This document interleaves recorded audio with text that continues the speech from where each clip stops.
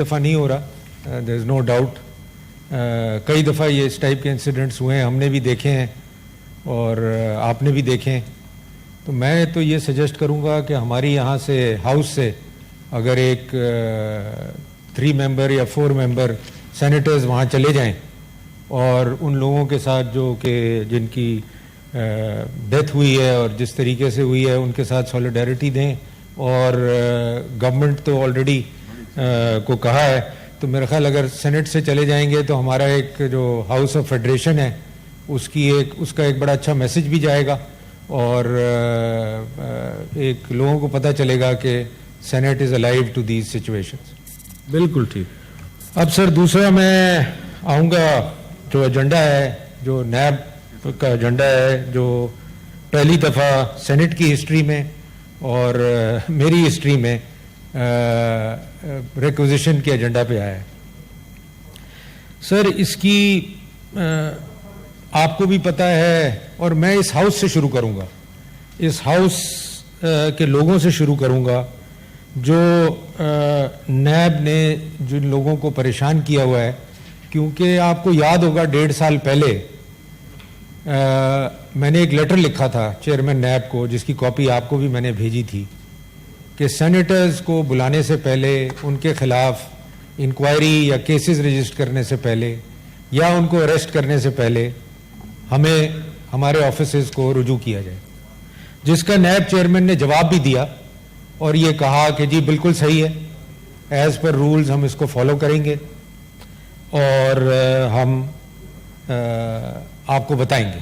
और मेरा ख्याल उसके बाद उन्होंने आपको बताना भी शुरू कर दिया।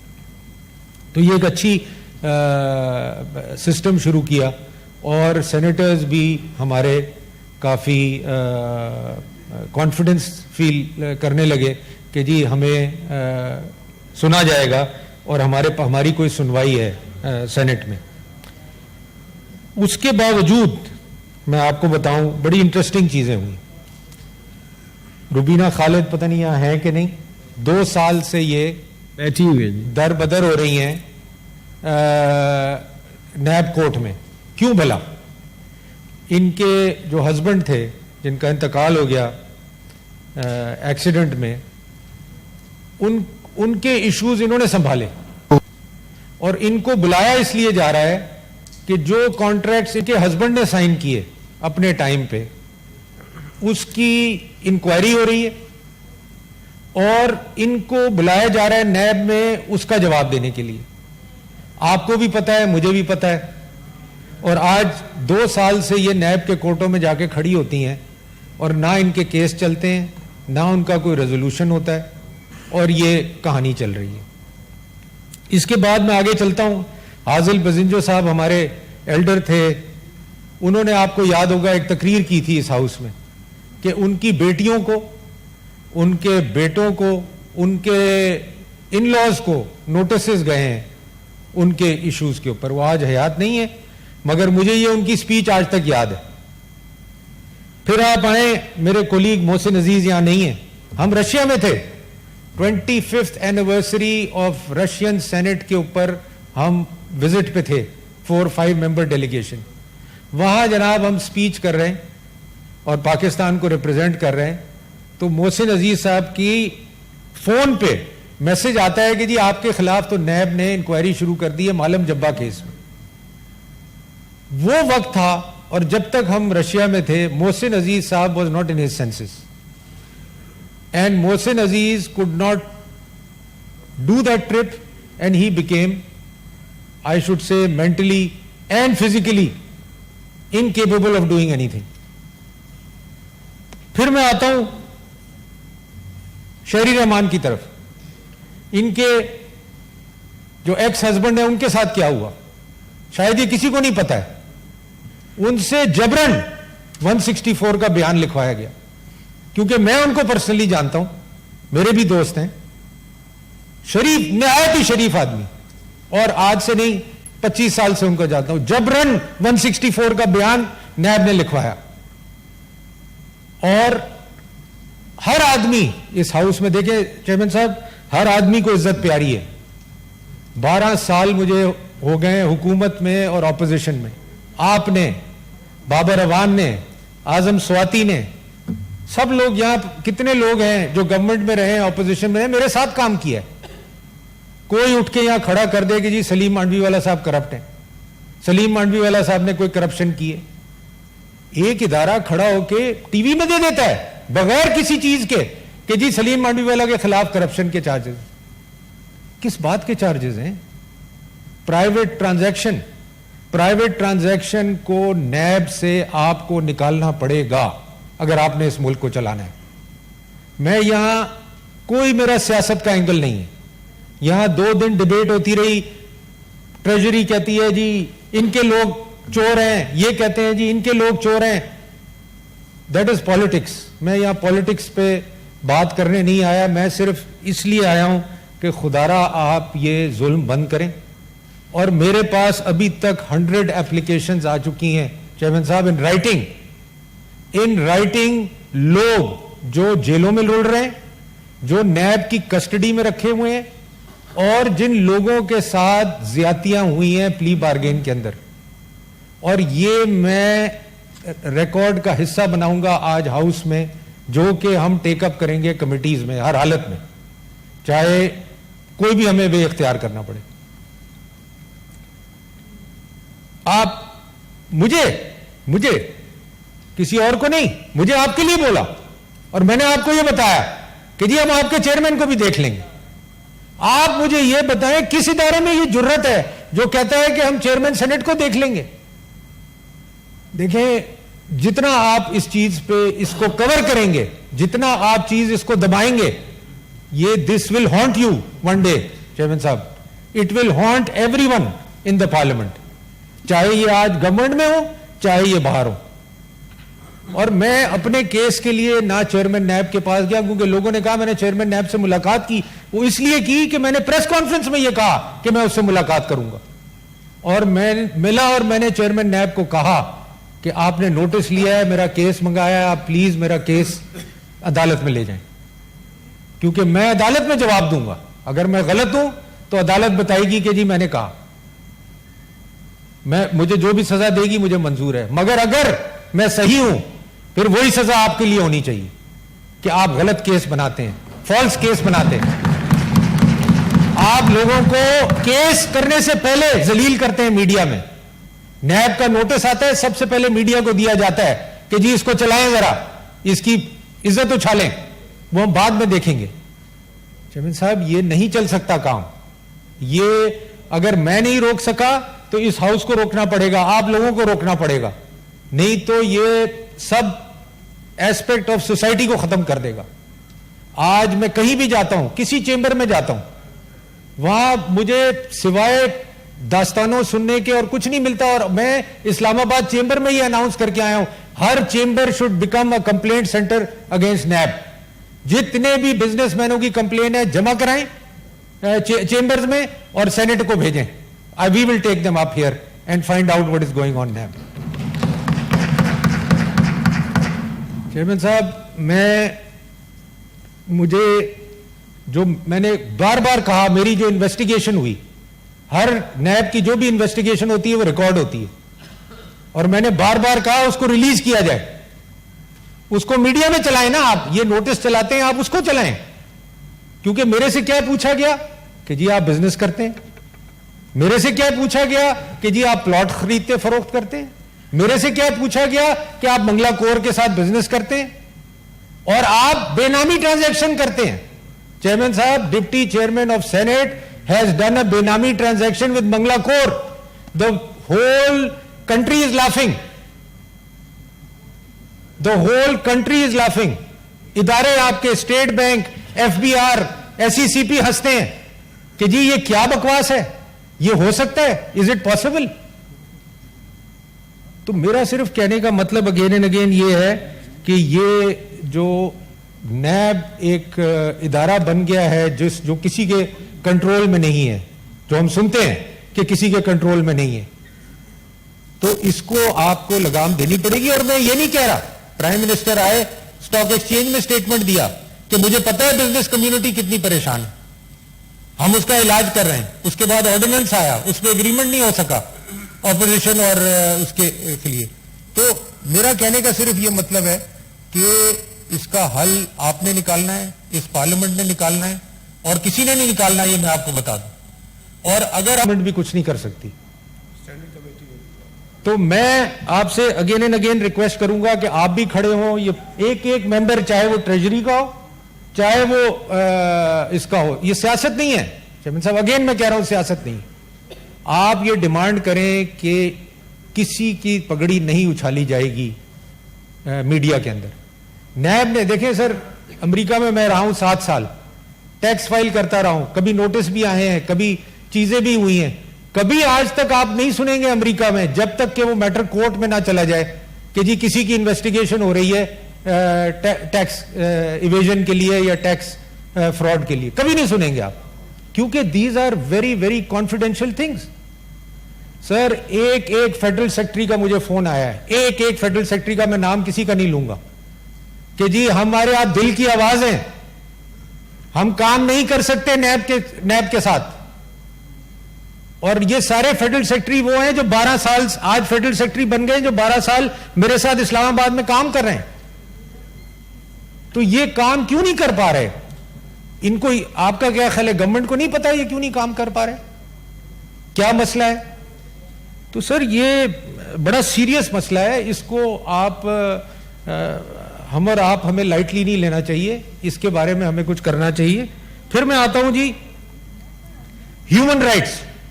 ह्यूमन राइट्स, लोग जो मरे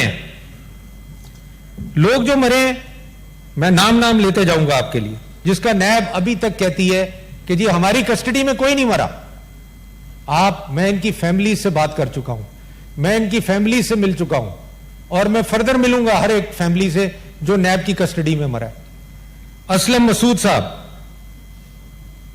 एजाज मेमन साहब, एडवोकेट जफर इकबाल मुगल साहब, राजा आसिम साहब, ब्रिगेडियर रिटायर्ड असद मुनीर साहब, मोहम्मद नासिर शेख साहब, प्रोफेसर डॉक्टर ताहिर अमीन साहब, कैसर अब्बास, चौधरी अरशद,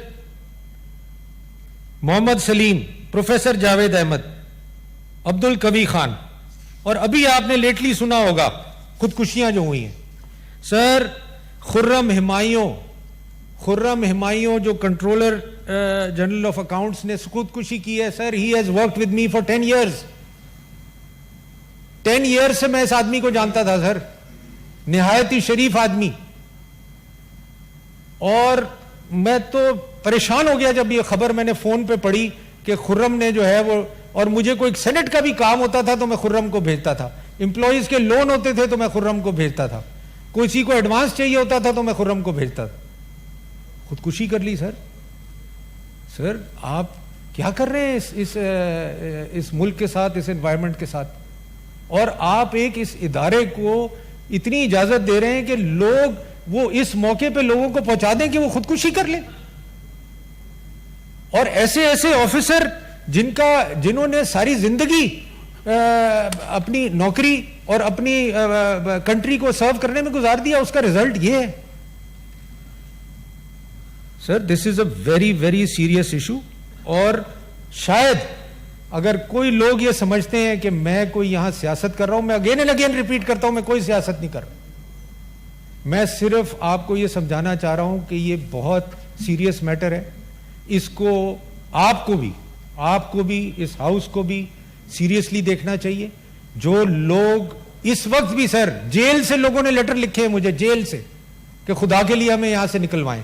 ऐसे ऐसे लोग जेल में पड़े हुए 2-2 साल से 80-80 साल उम्र के, जिनका कोई डायरेक्ट किसी चीज से ताल्लुक नहीं है। शिबली साहब भी आ गए, पूछे इनसे, इन्होंने भी 6 साल मेरे साथ गुजारे हैं सेनेट में।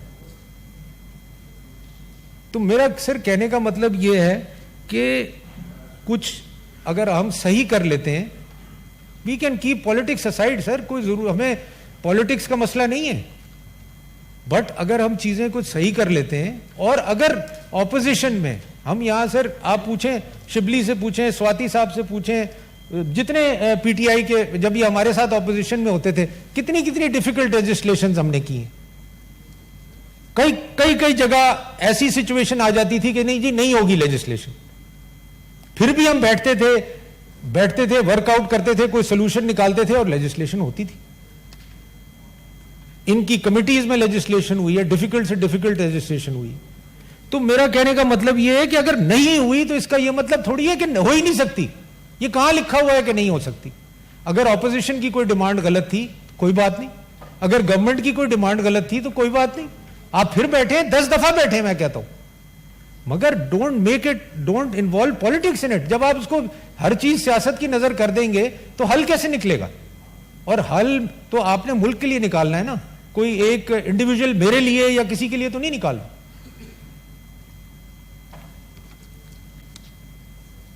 तो सर, एक तो मैं चाहूंगा कि जो ह्यूमन राइट्स इश्यूज हैं जितने भी जो हमारे पास आए हैं, जो आइडेंटिफाई हुए हैं, वो ह्यूमन राइट्स कमेटी को भेजे जाए। ये मेरी आपसे रिक्वेस्ट भी है और मेरी एक डिमांड भी है हाउस से कि इसको ये मुझे भिजवा देना सलीम साहब मेरे ऑफिस को जरा सारे लिख के। दूसरा सर, खुद पीटीआई गवर्नमेंट कहती है कि हम एहतसाब करना चाहते हैं। जी बिल्कुल, मेरा नहीं ख्याल इस हाउस में कोई भी आदमी है जो ये कहेगा कि एहतसाब नहीं होना चाहिए। तो क्या नैब ऑफिसर्स का एहतसाब नहीं होना चाहिए? क्या वो एग्जेम्प्ट है? क्या वो कॉन्स्टिट्यूशन से ऊपर है? क्या वो कोई खास लोग हैं इस मुल्क में जिनका एहतसाब नहीं होना चाहिए? जिनकी डिग्रियां, पीआईए की तो हम डिग्रियां करके हजारों लोग निकाल देते हैं, स्टील मिल की हम लोगों को निकाल देते हैं डिग्रियों के ऊपर। हर डिपार्टमेंट के, हर ऑर्गेनाइजेशन की डिग्रियां चेक होती हैं। तो नैब की डिग्री करने में क्या पीटीए, जितने मेरे दोस्त वजीर भी बैठे हुए हैं, लोग भी बैठे हुए हैं, क्या they want to exempt NAB from एहतसाब? All I am demanding is कि इनके एसेट्स चेक किए जाए, इनकी डिग्रियां चेक किए जाए, इनके डोमिसाइल चेक किए जाए, इनकी कैसे इंडक्शन हुई वो चेक किए जाए। ये तो हम हर इदारे की करते हैं सर। मुझे फाइनेंस कमेटी में याद है, नेशनल बैंक में मैंने ये काम किया, स्टेट बैंक में मैंने ये काम किया, दूसरे इदारों में मैंने काम किया। तो इसमें क्या ऑब्जेक्शन है आपको इसका करने में? ये क्या डर है? मैं तो ये अगेन एंड अगेन डर का वर्ड इस्तेमाल करूंगा। ये क्या डर है कि नैब की इन्वेस्टिगेशन नहीं होनी चाहिए? इससे क्या हो जाएगा? तो मैं ये समझता हूं कि आप इसको भी, इस इशू को भी आप रेफर करें कमेटी को, लॉ एंड जस्टिस को करें, जिसको भी आप मुनासिब समझते हैं, क्योंकि ये चीज भी होना जरूरी है। देखिए, क्या हम क्या करते हैं पार्लियामेंट, सुप्रीम कोर्ट ने ऑर्डर दे दिया, फॉरेन लेजिस्लेशन हो गई। सुप्रीम कोर्ट ने किसी को हटा दिया जॉब से, फौरन हट गया। पार्लियामेंट कुछ करने जाए तो उसके सामने 10 मसले हैं कि नहीं जी पार्लियामेंट ना करे। मैं अपना फोरम, शहजाद साहब ने यह कहा कि मैं पर्सनल इशू सेनेट में ना लाऊं, मैं नहीं लाता अपना इशू, मैं बिल्कुल नहीं लाता। मगर मुझे तो ये राइट है कि मैं जो इशू समझता हूं जो गलत है, जो इस मुल्क में चीज गलत हो रही है, वो मैं इस फ्लोर पे लाऊं। ये मेरा राइट है इस फ्लोर पे लाने के लिए। तो मैं ये समझता हूं कि आप अगर इस प्रोसेस को चलने देंगे, इसमें किसी का नुकसान नहीं है चेयरमैन साहब, किसी का नुकसान नहीं है, सिर्फ फायदा है। पाकिस्तान की अवाम का फायदा है, पाकिस्तान की बिजनेस कम्युनिटी का फायदा है, पाकिस्तान के हर वो आदमी का फायदा है जिसकी इज्जत उछाली जा रही है और जिसके साथ ज्यादती हो रही है, वो नहीं होगी।